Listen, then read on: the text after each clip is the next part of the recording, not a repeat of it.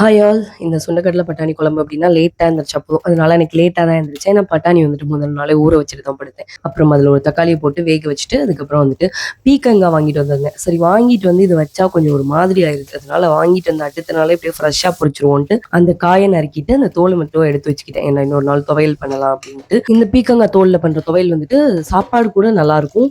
எனக்கு வந்துட்டு சப்பாத்தி கூட ரொம்ப பிடிக்கும். இட்லி, தோசை கூடயும் நல்ல காம்பினேஷனா இருக்கும். இப்பலாம் வந்துட்டு தொடர்ந்து வீடியோவே போட முடியல. ஒரு நாள் விட்டு இல்லன்னா 2 நாளைக்கு ஒரு தடவ அந்த மாதிரி தான் போடுற மாரி இருக்கு. ஏன்னா வந்துட்டு உடம்பு சரியில்ல 3 பேருக்குமே. இந்த சம்மர் சீசன் முடிஞ்சு இங்க கத்தார்ல வந்துட்டு வின்டர் ஸ்டார்ட் ஆகுது. இன்னும் பெருசா வந்துட்டு குளிரெல்லாம் ஸ்டார்ட் பண்ணல. இதுக்கே வந்துட்டு அப்படியே சளி, காய்ச்சல் அப்படின்ட்டு நொடக்கியாச்சு. அதனால பாப்பாக்கு உடம்பு சரியில்ல மெயினா. நமக்கு உடம்பு சரியில்லனா கூட ஒண்ணும் பிரச்சனை இல்ல. அப்படியே எந்திரிச்சு திரிஞ்சிடலாம். அந்த குழந்தைங்களுக்கு உடம்பு சரியில்லன்னா ரொம்ப கஷ்டம். அதனால தான் தொடர்ந்து இனிமேல் வீடியோ போட ட்ரை பண்றேன். சரி அன்னைக்கு லஞ்ச் பாக்ஸ்க்கு என்ன பேக் பண்ணேன்னா, தோசை, தக்காளி சட்னி, பட்டாணி குழம்பு, சாதம், பீர்க்கங்கா, முட்டை பொரியல், டிராகன் ஃப்ரூட் இதோட கடை சாத்திக்கிறேன்.